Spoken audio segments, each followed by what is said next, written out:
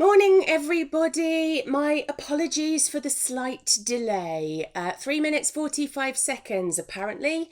It takes me to run over to the other side of the studio, climb up in the loft, restart the internet, and then rush back again. That's a thing of a Tuesday morning, isn't it? Thank you very much for sticking with me. I love where I live, but broadband... it just doesn't happen. Thank you very much for being patient. Thank you very much to everybody who has kind of kept the chat going while I've been doing this in the studio. You are currently taking part in Technique Tuesday. My name is Ali Board, and normally I don't look quite this flustered, but that's what the internet will do for you. Lots and lots and lots of comments coming in. Thank you very much. Julie is saying, don't stress. Deep breaths, everybody. I was so prepared this morning as well. It's typical, isn't it? If you are watching live on Facebook, you are very welcome. Indeed, please do take part in the chat. If you've not taken part in the chat before, let today be the first time. It's really not as scary as it sounds. All you need to do, type a little comment, say hello, wave virtually at me. And if I see it come in, because sometimes the comments do fly by very thick and fast, I will try to give you a shout out. And I'm going to start right there. Give me time to breathe. Pen, good morning. Anne, Dee, Joe, Mum, Liz to everybody else, Rosie, Lynn, Teresa, Patricia. Patricia's feeling out of sorts, so she needs this today. Sending you a big hug, my lovely Joe. Good morning. Jane, Mum says she can see me, so that's all good, isn't it? Martina, Julie, Janice, Ali D, Sharon, who else we got? Heather. Oh, Heather was saying she was late too, so I could have got away with it, couldn't I? Who else have we got? Another Anne, Jean. Rosie's saying that she likes my haircut. Thank you. Jane, Lynn, Thea. Lots of people commenting on my hair. Sorry, it's making me laugh. Barbara, Linda P, Chris, Linda R as well. You are all very welcome. I gather that maybe a couple of you are having an issue with the sound, but I don't think that's me now. But let me know. It's going to be, it is what it is today, isn't it? It's just going to be one of those days. Kathy is saying that almost missed you. It's all right, Kathy, I was late. I was late to the party. I made a grand entrance like I do. So if you've not joined us for Technique Tuesday before, you may be wondering, if you saw the start graphic, why it says B Project Part 3. Now that's because the previous 2 weeks we have already sort of taken part in putting a very special B project together, a project that's just for me. But what I'm trying to do is share it with you so that you get a little bit of understanding about the way that I make decisions or I make choices, or the reason that I do things in the way that I do.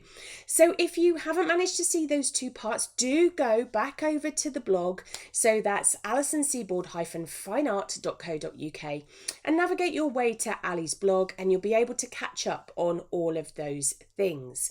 Now, with that in mind, I need to give you a little bit of information.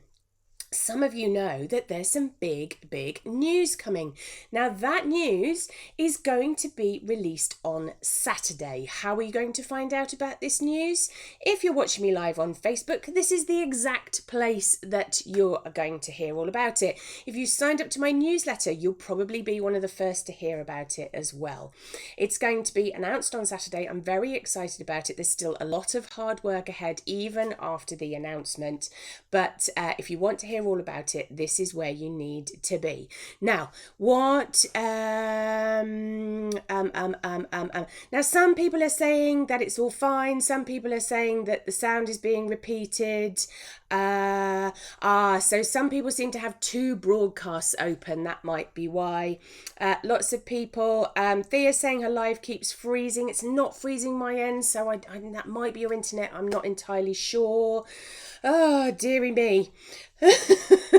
It's perhaps it's Facebook. Should we blame Facebook again? Quite like blaming Facebook for things. But anywho, we'll get on with it. Sue is saying good morning from Perth in Scotland. Lots of people saying good morning morning to each other. One of the things that we try to do with Technique Tuesday is create this lovely little community where we meet up. It's like a sort of virtual coffee morning. That's a terribly British thing, isn't it? That we can meet up, we can chat, we can swap notes, we can say hello to each other from wherever you are in the world. Currently, there's a whole conversation going on between America and Australia and France and I think South Africa in there as well. So we're pinging our hellos and good mornings all around the globe, which makes me very happy indeed.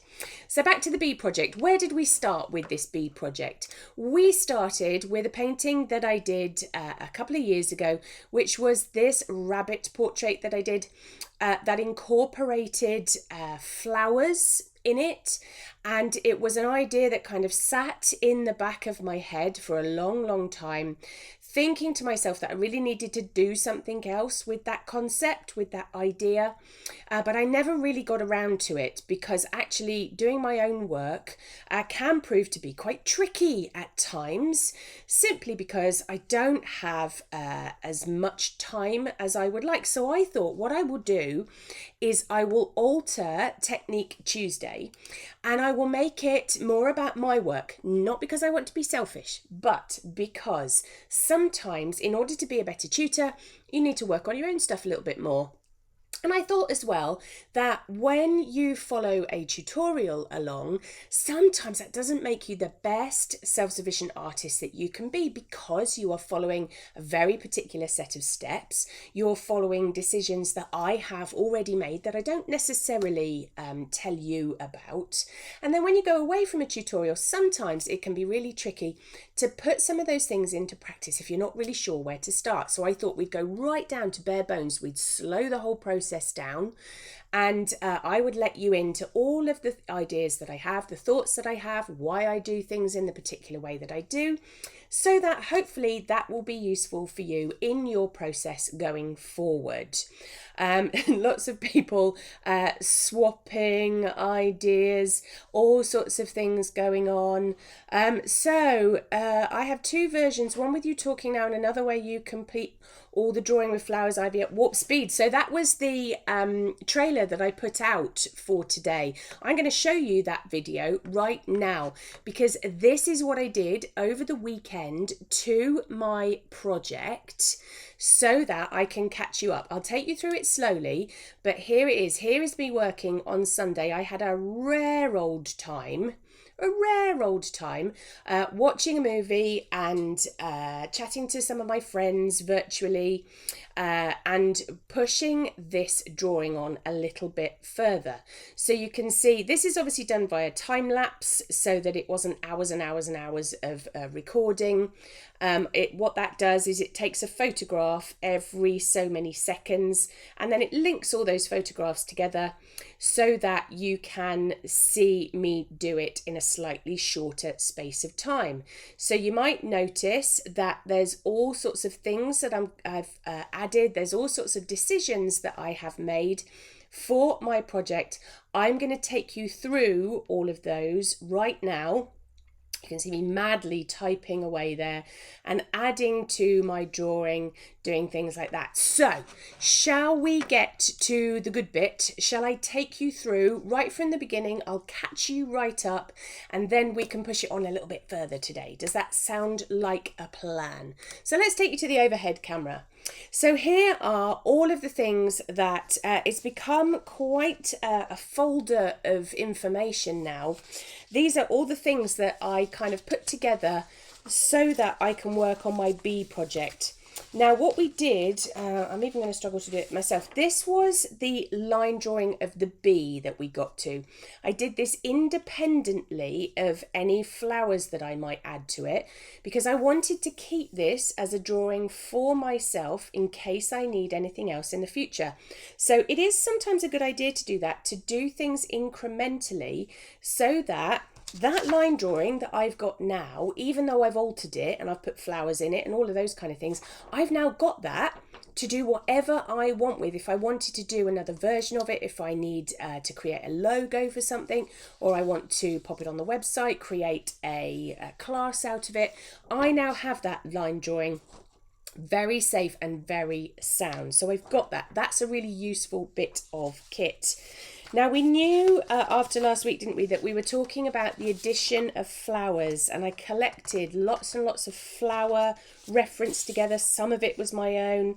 Some of it was taken from royalty-free websites such as Pixabay. I was also making myself a to-do list of things that I wanted to include. Some of the things I have addressed, some of the things I haven't quite got to yet.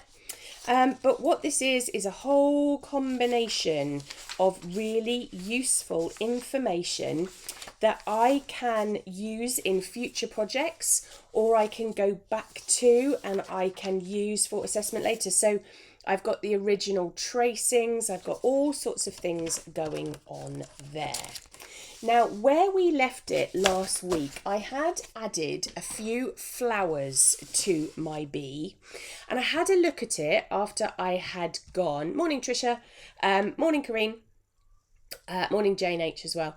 I had a look at it, and I was thinking, actually, I want the flowers that occur on my bee to be very specific to either my garden or that they need to have some connection to me. So I started looking at these Aquilegias, columbines, you might know them by. Now, we have an awful lot of columbines in our garden. I love them because I don't have to do anything to them. I am a rubbish gardener, and they self-seed and they look after themselves, and I don't necessarily have to water them. They're brilliant. So I thought it would be remiss of me to not include a columbine somewhere on my bee. And the other thing that I wanted to include was some ivy, simply because I quite like ivy. I know some gardeners think it's a bit of a scourge to their garden, but again, you see, I quite like ivy. I quite like the way it takes over things.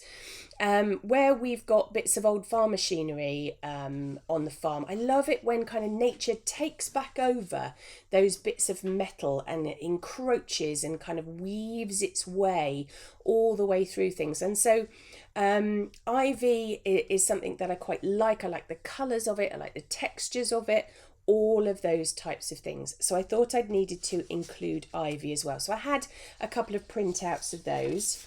There's the bee as we left it. Now I'm just sorting through all of these things. Do you know what? Let's just show you where I got to on the end result. So here is my final line drawing. This is what we're going to be using going forward into our painting. And as you can see, if you pardon the pun, it's really, really busy. But I am thrilled with it. I'm really pleased with how it's come out. It took quite a lot of a battle to get there. I'm going to show you that time lapse again to get it to this point. You can see that's where we started. We'd done the daisies on the wing and we'd done that large petaled flower in the centre. I started to then work back on the wing on the opposite side. I was working on tracing paper again. You can see that I go backwards and forwards looking at reference, making slight alterations. There goes the Aquilegia, putting that in the main body. It was on the thorax of the bee, and then you can see there I go, I introduce the ivy and I start to pick off individual leaves and work my way through them. So you can see how I'm adding, taking away, making alterations as I go. And what I'll do is in just a second I will take you through my line drawing so that you can see a little bit of research there in the middle, making more alterations, all of that kind of thing. So that's how I got it to this point. And like I said, I'm really happy with it. Now, how did I get it to that point? I had my tracing. Let's stick a piece of plain paper in the mix again. What have I done? I had a piece of plain paper here a minute ago. My desk is chaos at the moment. Where's my plain bit of paper? No, can't find it. I'll use this one instead. So let's take a plain piece of paper and we'll tape that down so that you can see the tracing that I did. So I worked from the tracing paper. I worked my way back in with pencil to reconstruct that flower in the centre. Last time when I left you, we'd already done this wing, hadn't we? So I reflected that over this side. I decided that I didn't want to put any daisy patterns on the lower wing of the bee. That was an artistic decision. I thought it would look a little bit overdone if I put them on both wings. I really still liked my flower here, but I wanted something a little plainer to offset it. And actually I got it the wrong way up. And there is that columbine at the bottom. It's a yellow columbine, or it's going to be a yellow columbine to reflect the colours of my bee, but I might throw some other things into the mix yet. I haven't quite decided yet. And then the reason that I use the ivy, you can see the ivy threading its way through here, was because when I looked at it with the daisies on the wings and whatever we decide that is, cosmos, whatever, in the centre, it looked a bit like I'd sort of stamped the bee with them.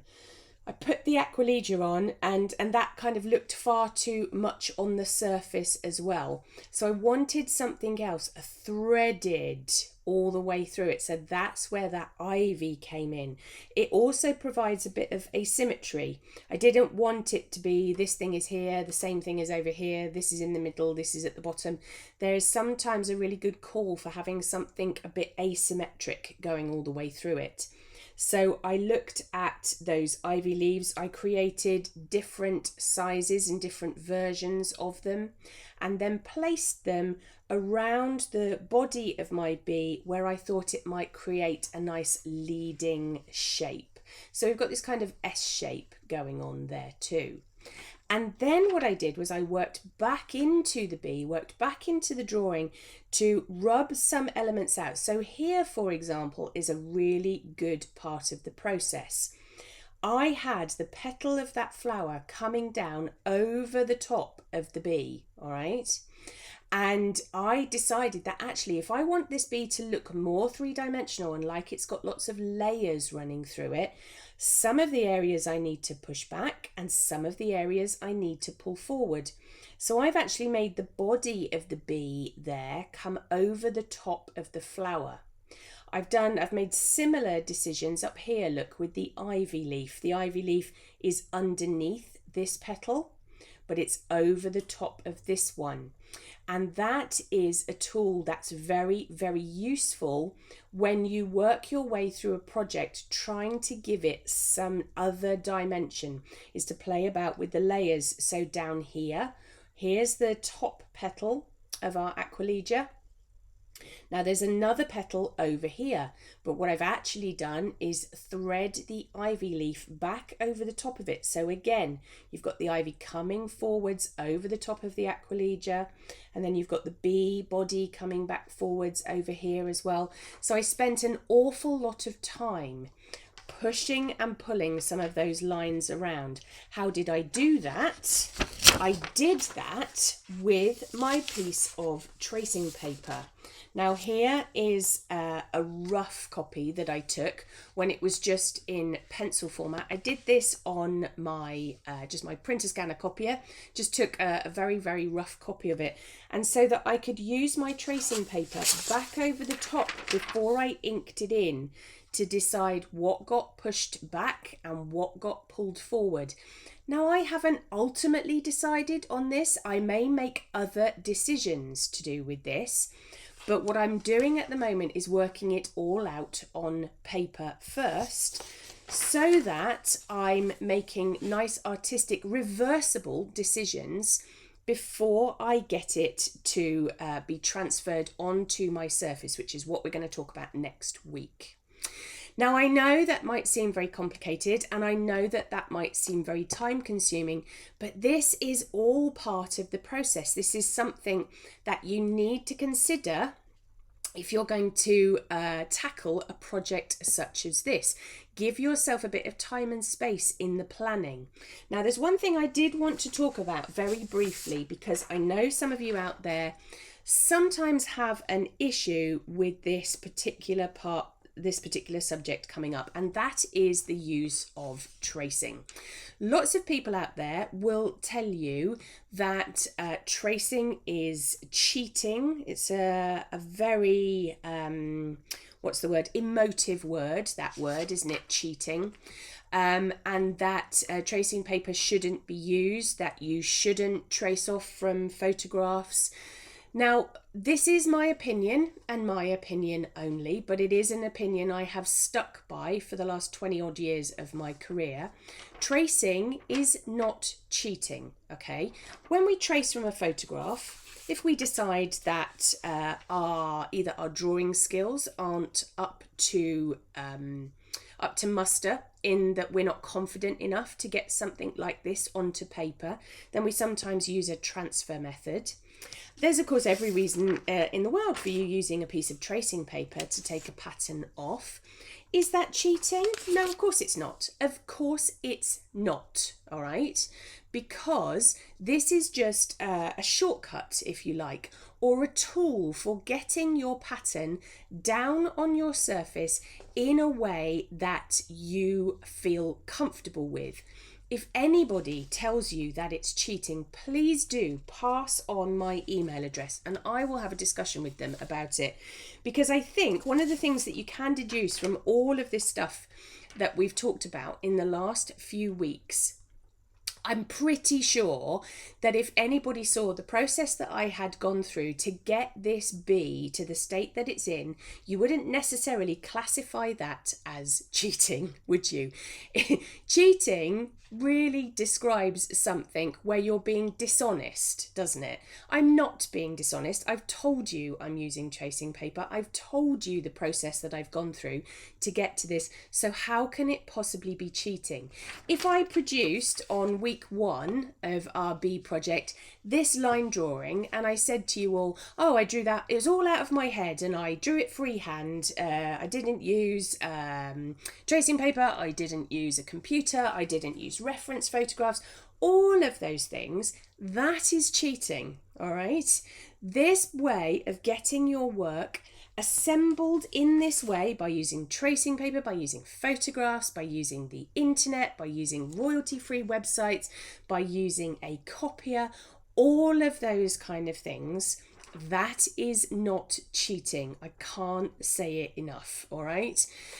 If that is the way that you get your work down onto a surface, then you go ahead and do it. And if you need anybody's permission at all, you shouldn't do, but if you need anybody's permission at all, I give you my permission, all right? Get the tracing paper out because it just makes life an awful lot simpler.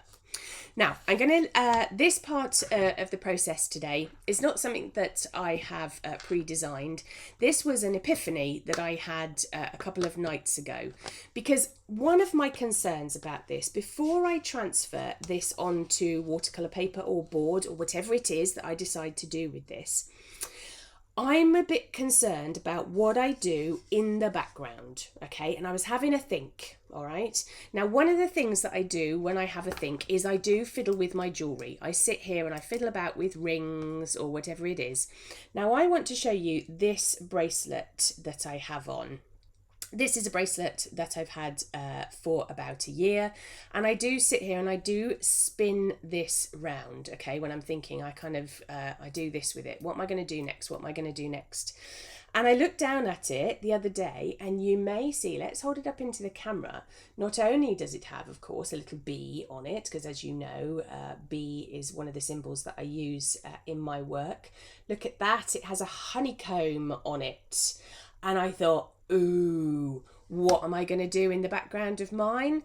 I'm going to put some honeycomb down. I had a look at how honeycomb is constructed. I did a bit of research on the internet about the shapes and all of those kind of things. And obviously it is constructed out of hexagons. And I thought to myself, well, okay, all right, how am I going to draw hexagons? My drawing skills, my technical drawing skills probably aren't up to constructing a lot of hexagons. Maybe I could trace one and put that onto tracing paper and reproduce that around and about wherever I decide. Or one of the joyful things that I have in my life is the fact that, of course, my parents used to own a stationery business. So I have all manner of stencils and templates and all kinds of things. So I had a bit of a rummage and I found this Linex stencil, which, look at that, has a very useful honeycomb line. And I thought, ooh, actually, do you know what? They're in all different sizes and I quite like the thought of that. Going back to my bracelet, you can see it's got large hexagons and it's got smaller ones. There you can see you've got a big one in the middle and smaller ones either side. And I thought, oh, I quite like the idea of that. So to the stencil we go. And what I'm going to do is, you've probably noticed, this is the line drawing that I constructed originally. This is on my tracing paper. And then what I've done is I've taken a copy of that so that I can play about with my hexagon stencil and I can see where I want the hexagons to go. And then if I make a gigantic boo-boo of it, then I can just take another copy of this and I can start again. So we'll see how it goes. So I'm going to start with pencil. So I've got a really fine pencil here with an ultra fine point, and I've got my stencil. And I don't want my hexagon background to be everywhere. I just want there to be a sort of essence of honeycomb in the background, all right? So I'm going to start with the largest one of my stencils. Now I've looked at honeycomb. Now this is a discussion only artists can have, right? Let's let you in on this, all right? Do I have my hexagons that way up with the line at the top? Or do I have my hexagons that way up with the point at the top? Now this I have rattled backwards and forwards for about the last 24 hours. Now to me, aesthetically and aesthetically only, I think this version of it is preferable to this version of it. However, lots of people, Joe's going, point at the top, point at the top. Lots of people will make different decisions. So again, this is part of the process. Why have I chosen this one? I've chosen this one because aesthetically I think it looks more pleasing. But this could literally split the room. You'll be going, no, what is she thinking about? It should be this one. It should be number one. Lots of people will be going, no, it should be number two. I'm going for this one. All right, I'm going for point at the top. So I'm going to take my stencil and I'm going to start laying down some hexagons. Now, I'm going to keep that kind of reveal and type of, what's the word I'm struggling for? Symbol in mind. I want them to be underneath. I don't want them to be all beautifully placed. Okay, now Lynn is saying, how about going bottom left to top right, so at an angle? Yes, I am going to think about where I place them.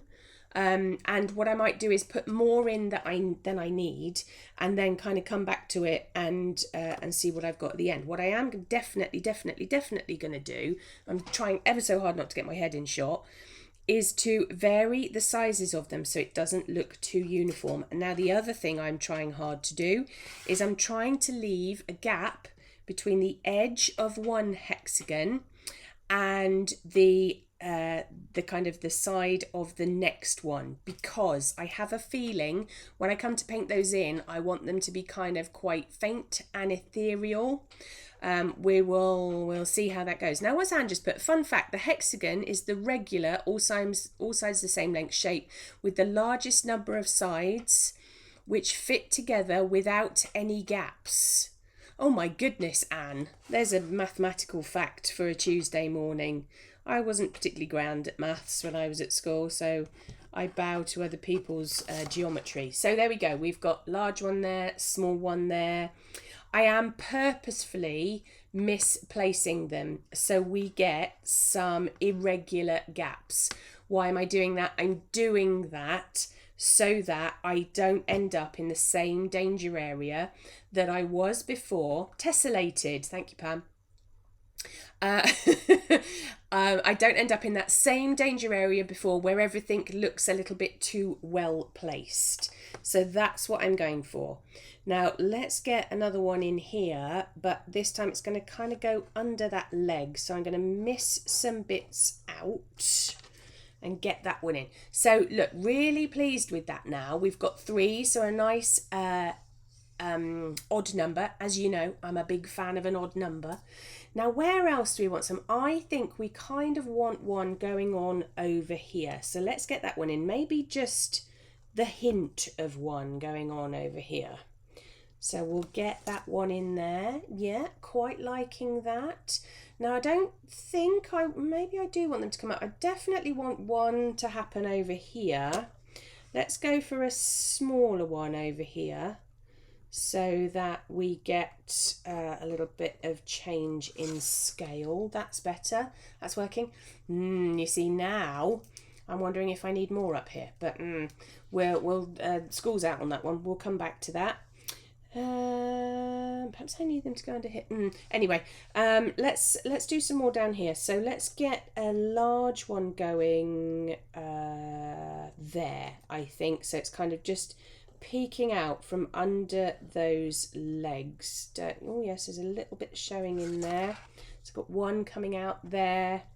What did I use? Did I use the 16 before? Yes, I did use the 16. Let's get one. Where would that... Oh, do you know what? I think that one, you see, that one was a bit drunk. Look, it's on the slant. And now when I've come to put the next one in, it's not lining up so well. So I need to do that one again. Wasn't paying attention. There you go. You see, that's why you're doing it on a scrap piece rather than the final painting. Let's move it over. Right, let's get it lined up a bit better than I did before. That's better, Ali. So we'll come in that way, down at the bottom to a point, and then we've got a line going up there. Let's go to the 16 now, which will have... Do I want that or do I want that down? Let's put it down there for the time being. I know this seems like the ramblings of a mad woman. I mean, to be fair, it probably is. But what I'm hoping it will do is give you that insight into what I'm thinking and why I'm thinking it. My mum's calling people geeks. Oh, I see why, because Anne is saying that she was a maths geek. And my mum is saying that we're all geeks in some respect. Yes, I think you're right, Mum. I think you're right. We've all got our little sort of pet anorak subjects, haven't we, that we like to dial in on. Well, maths and art actually go hand in hand. They've been bedfellows for a long, long time.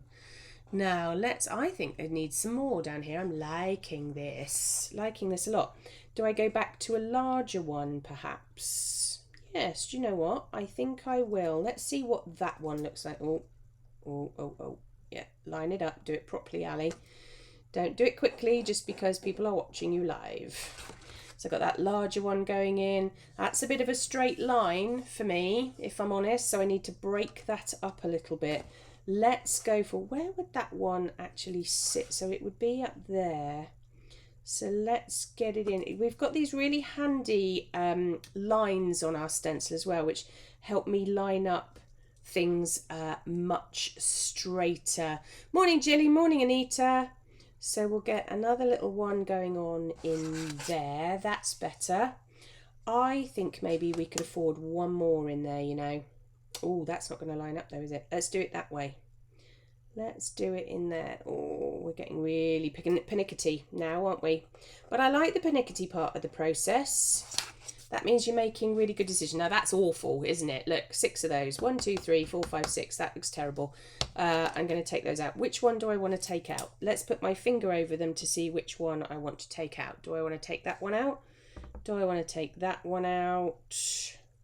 Do I want to take that one out? No, don't like that one. Don't like that one. So I'm going to remove that one. That one doesn't do anything for me. And that's better. If I put one more over here in this pattern, then I'm hoping that will look a bit more cohesive. Let's get a whole one. That's better. There we go. Look at that, made those decisions. Got 2 in there, 3 in there. So I need something over here, don't I? Probably a larger version. How much of it do I want to see? Probably just a couple of pointy bits, if I'm honest. So we'll get that going up and in, and we'll get that coming across. And then I think possibly one maybe over here. One maybe over here, just to finish that off. But do you know what? I'm going to kind of sit on these decisions for a few days and see if I like it when I come back. That has certainly given me a lot better options when it comes to my background, because I've now got a double layered background as well. I can pop a colour in, just something sort of nondescript, I don't know, like a blue or cerulean, something like that. I haven't decided yet. I can put that all around, and then I can do a little bit of colouring with the honeycomb on the top, and then I've got my bee, which is also multi-layered. So I'm hoping that gives me a slightly more cohesive version of my bee, and then that will all be ready to go next week when we start talking about something else. So what are we going to talk about next week? Next week we're going to start making colour choices. We're not necessarily going to work on the bee itself next week. We're going to start looking at how I go about picking materials for my project, that really kind of involved process. And what I'm going to do for you is I'm going to sit with a piece of paper and I'm going to go through all of the decisions. Do I want to use watercolour? Do I want to use acrylic? Do I want to use gouache? Maybe there's some pen in there somewhere. Maybe there's a bit of brusho in there. Haven't decided yet. I'm going to sit there with a great big piece of paper. I'm going to play about with various aspects of the materials, the decision process that I would go through if you weren't sitting next to me. And then I can make some decisions before we launch ourselves on our bee project and doing it for real. Now, I know this is a slightly drawn out process. I know that it is. And if you're getting frustrated about the pace of it, it is simply so that you can hear out loud all of my thought processes going into this bee project, so that when you're faced with something very similar, hopefully that will give you all the tools. You'll understand what it is that you need to think about, ready for your own project. Now, like I said, we have big news coming on Saturday. I'm so excited about what's to come. So keep an eye on my social media. I'm actually teaching a workshop down here in Dorset on Saturday. We're doing pastels, sea and sky in pastels on Saturday, a face-to-face workshop. Who knew that was a thing?